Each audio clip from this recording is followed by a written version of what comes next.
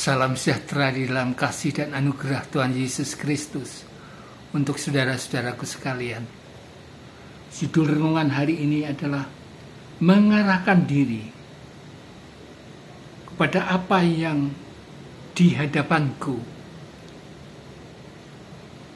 Firman Tuhan yang mendasari diambil dari Filipi 3 ayat 13-14 yang demikian bunyinya.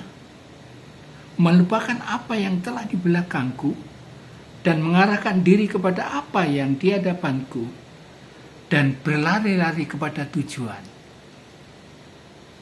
Saudaraku, di tahun yang baru ini firman Tuhan telah berbagai macam membekali kita untuk masuk ke dalamnya. Yang pertama, poin-poin yang penting dalam firman Tuhan ini adalah satu, momen pembaharuan yang tepat saat ini untuk kita diberikan kesempatan Tuhan memperbaharui iman kita di tahun yang baru ini, memperbaharui hati kita yang serius.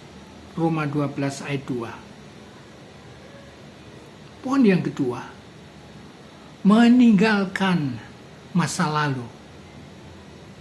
Kita harus berani meninggalkan tahun 2025. Apa-apa yang gagal di tahun 2025 harus kita buang jauh, kita tinggalkan. Jangan sampai itu menjadi penghalang kita dalam karya-karya tahun 2026. Filipi 3 ayat 13b. Poin yang ketiga, semangat dan ketekunan. Jangan biarkan kemalasan-kemalasan ini menjadi penghambat, penghalang di tahun 2026 ini. Jangan sampai itu menghambat kita. Roma 12 ayat 11. Yang keempat, mari kita bergantung seluruhnya kepada Tuhan Allah. Karena tahun 2026 bagi kita masih gelap sebagai manusia. Karena kita berserah total kepada Tuhan Allah. Biarlah Allah yang akan menjadi Immanuel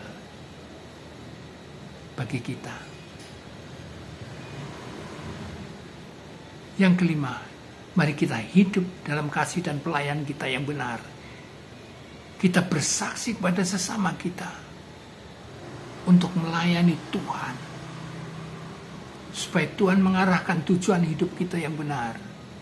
Kita mengajak sesama kita hidup dalam kebenaran di tahun 2026 ini.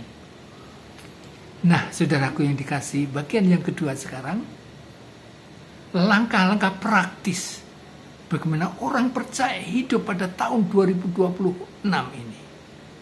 Secara praktis. Satu, kita bersyukur dan mengucap syukur kepada Tuhan Allah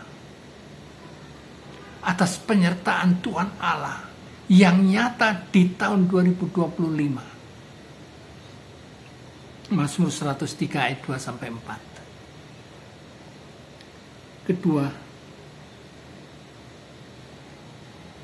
kita memperbaharui komitmen kita, janji kita, bahwa tahun 2020 kita akan melangkah dengan pasti. Iman kita bertumbuh, kerohanian kita menjadi dewasa, karena Roh Kudus yang sudah ada di dalam diri kita. Mazmur 73 ayat 28. Yang ketiga, pada tahun 2026 kita melangkah dengan pasti. Karena kita pasti disertai Tuhan. Melupakan apa-apa yang di belakang kita lupakan. Kita fokus tujuan masa depan. Filipi 3 ayat 13-14. Langkah yang keempat, Tuhan Allah telah membuka jalan kita tahun 2022 walaupun gelap, tapi Tuhan Allah sudah membuka jalan kita. Silahkan kamu beserta aku. Manakala engkau bekerja keras, aku pun juga ikut bekerja keras untuk mendatangkan kebaikan bagi setiap orang yang mengasihi Tuhan Yesus. Filipi 3 ayat 13-14. 1 Korintus 10 ayat 13 maksud saya. Langkah kelima, hidup baru, pelayanan baru. Jadi pekerjaan Tuhan Allah itu sudah siap. Kita akan menabur kasih pada sesama kita.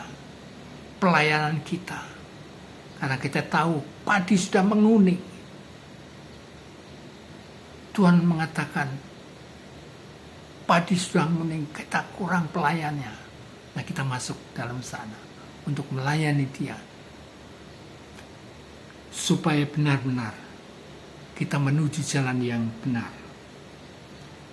Saudaraku, sebagai kesimpulan, yang pertama, tinggalkan tahun yang lama ini dan biarkan hal-hal yang negatif yang jangan sampai membelenggu kita. Kesimpulan kedua, sambutan yang baru dengan iman yang baru, karena dia punya rencana yang indah bagi kita. Kesimpulan ketiga, andalkan Tuhan Allah secara serius. Karena kita tidak tahu, masih gelap tahun 2006. Tapi manakala kita mengandalkan Tuhan, Tuhan turut bekerja. Tuhan menyertai kita. Tuhan melindungi kita. Tuhan menyediakan kita. Sehingga kita tidak khawatir lagi masuk tahun 2006.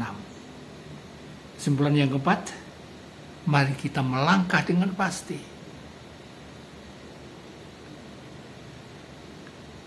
Dengan semangat tahun baru yang dipimpin oleh Roh Kudus.